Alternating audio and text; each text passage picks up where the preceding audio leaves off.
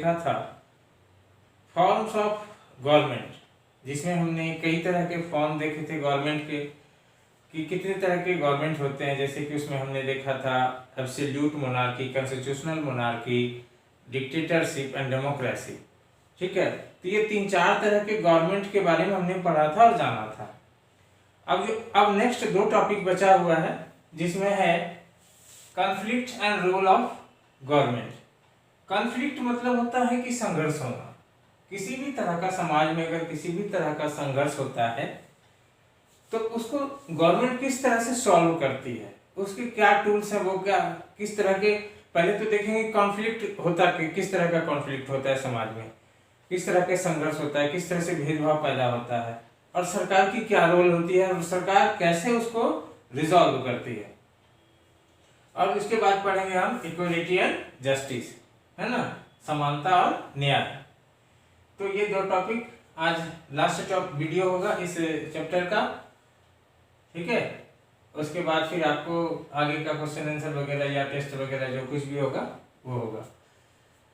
Sometimes conflict occurs amongst people belonging different religions, classes and social background। कभी कभी समाज में, हम लोग समाज में रहते हैं और समाज में अलग अलग क्षेत्र के लोग रहते हैं, अलग अलग धर्म के लोग रहते हैं, अलग अलग वर्ग के, यानी कि अमीर गरीब सब तरह के लोग रहते हैं। एंड अलग अलग सोशल बैकग्राउंड होता है, सामाजिक स्टैंडर्ड किसका अलग रहता है, किसी का रहन सहन कैसा होता है, किसी का बहुत ऊंचा होता है, किसी का बहुत कम होता है, किसी का मीडियम होता है। तो अलग अलग सोशल बैकग्राउंड होता है उसका। और कभी कभी क्या होता है कि किसी खास मैटर पर आपस में उनका विवाद होने लगता है, जैसे कि 2 अलग अलग रीजन में रहने वाले लोगों में विवाद हो जाता है, 2 अलग अलग धर्म को मानने वाले लोगों के बीच किसी तरह का विवाद हो जाता है, अमीर गरीब के बीच विवाद हो जाता है, या डिफरेंट सोशल बैकग्राउंड के लोगों के बीच कॉन्फ्लिक्ट हो जाता है। और जब ये कॉन्फ्लिक्ट होता है, ड्यूरिंग ए कॉन्फ्लिक्ट पीपल में take a violent means to resolve their differences. और तब लोग हिंसा को अपना लेते हैं अपने डिफरेंसेस को सॉल्व करने के लिए, अपने डिफरेंसेस को मेंटेन करने के लिए वो क्या करते हैं, हिंसक मार्ग चुन लेते हैं, लड़ाई झगड़े का रास्ता चुन लेते हैं। लड़ाई झगड़ा होता है तो बहुत सारा नुकसान हो जाता है, लोग मर भी जाते हैं, जान माल की हानि होती है।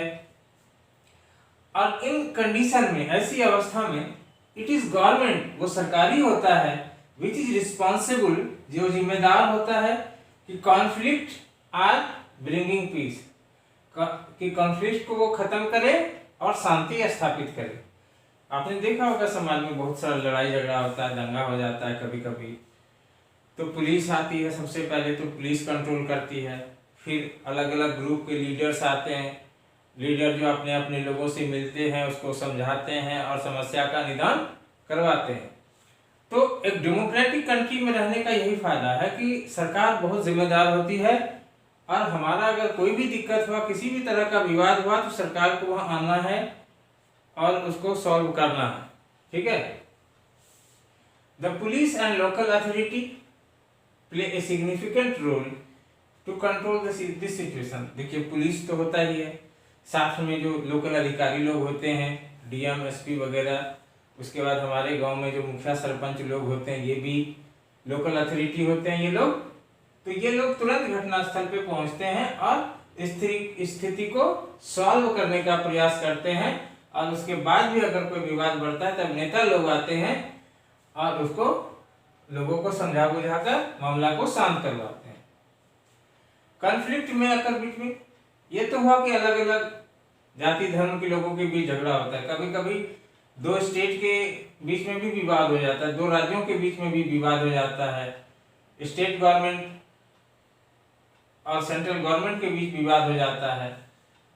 और ये विवाद होता है जैसे कि शेयरिंग ऑफ रिवर वाटर, है ना, आप बुक में पढ़ना कि उसमें दिया हुआ है कि एक रिवर है, नदी दक्षिण भारत में कावेरी, और वो कावेरी नदी 2 राज्यों से होकर गुजरती है, तमिलनाडु और इसका कर्नाटक से। और वो नदी का कौन राज्य कितना पानी इस्तेमाल करेगा इस पर हमेशा विवाद होता है। उसको कावेरी विवाद के ही नाम से जानते हैं और इस तरह के विवाद को सुलझाने का काम भी गवर्नमेंट का ही होता है। तो इस तरह से हम देखते हैं कि डेमोक्रेसी में गवर्नमेंट बहुत ही रिस्पॉन्सिबल होता है और वो हमारे हर तरह के समस्या का समाधान करता है। नेक्स्ट जो टॉपिक है स्टूडेंट वो है equality and justice. Equality and justice two key principle which make democracy meaningful. अगर हमारे डेमोक्रेसी में समानता नहीं हो, न्याय नहीं हो, तो डेमोक्रेसी का कोई मतलब नहीं होगा। ये दो सिद्धांत है डेमोक्रेसी का जो कि इसको अर्थपूर्ण बनाता है, मीनिंगफुल बनाता है। The citizen of a democratic country have equal opportunities in the process of government making। सरकार को बनाने में सभी लोगों को समान राजनीतिक अधिकार प्राप्त है। इसका मतलब क्या कि सबको वोट डालने का अधिकार है। 18 या एबव जितने भी लोग हैं, लेडीज हैं, जेंट्स हैं, बुजुर्ग हैं, सबको समान राजनीतिक अधिकार प्राप्त है। सबका सरकार बनाने में भागीदारी होती है, सब लोग वोट डालते हैं। और हमारे समाज में इस तरह से सब लोगों को इक्वल वोटिंग राइट दिया गया है। इविल प्रैक्टिसेस जैसे कि हमारे समाज में पहले अनटचेबिलिटी था, यानी कि लोग छूत अछूत मानते थे, इसको भी खत्म किया गया।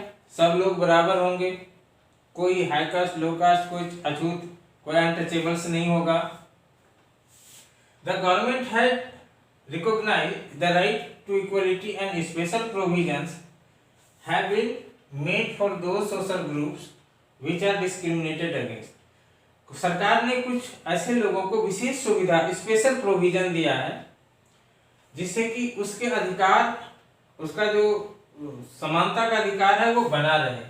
जैसे कि हमने देखा है स्टूडेंट, आपने भी देखा होगा कि हमारे यहाँ महिलाओं और खास करके लड़कियों वगैरह से बहुत भेदभाव किया जाता है।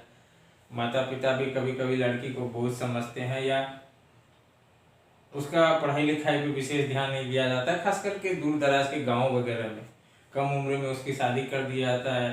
जहाँ काम करने के लिए महिलाएं जाती है गांव वगैरह में, तो पुरुष का मजदूरी अलग होता है, महिलाओं का मजदूरी कम होता है। तो ये सब जो भेदभाव है ना, इसको भी दूर करने का प्रयास किया गया है। उसके लिए कानून बनाए गए हैं कि किसी भी आधार पर डिस्क्रिमिनेशन नहीं होगा। ठीक है। और हम ये संविधान के जो आर्टिकल 7 में है, सभी लोगों को समानता का अधिकार दिया गया है। उसमें बताया गया है कि सभी लोग, जो ह्यूमन राइट्स की बात करता है आर्टिकल 7 हमारे कॉन्स्टिट्यूशन का, तो उसमें ये भी बताया गया है कि सारे लोग, देश के जितने भी लोग हैं, सभी लोग कानून के सामने बराबर होंगे, सबके लिए समान अवसर होगा और सभी लोग डेमोक्रेटिक संस्था को, हमारे जैसे जो देश का जो डेमोक्रेसी जो सिस्टम है उसको चलाने में मिलजुल कर सब साथ देंगे और देश का डेवलपमेंट में भागीदार बनेंगे। तो इस तरह से हमने ये देखा कि ये चैप्टर अब जो है आपका जो 2 टॉपिक था वो क्लियर हो गया होगा। अगर इसमें भी कहीं डाउट रह जाता है तो आप बुक को पढ़ना और बुक पढ़ के अगर कुछ समझ में नहीं आता है तो वो जरूर क्वेश्चन पूछना। ठीक है स्टूडेंट, अब ये आपका ये चैप्टर खत्म हो गया। अब जो नेक्स्ट जो रूटीन होगा एसएसटी का, उसमें आपको क्वेश्चन आंसर बनाना है, उसके बाद फिर टेस्ट होगा। ठीक है, और उसके बाद फिर नया चैप्टर शुरू करेंगे। इस तरह से आप अभी तो 1-2 महीने और ऑनलाइन क्लास ही चलना है, तो ध्यान से पढ़िए, समझिए और जहाँ दिक्कत होता है जरूर पूछिए। ठीक है स्टूडेंट, मिलते हैं फिर अगले वीडियो में नेक्स्ट टॉपिक के साथ। तब तक के लिए बाय।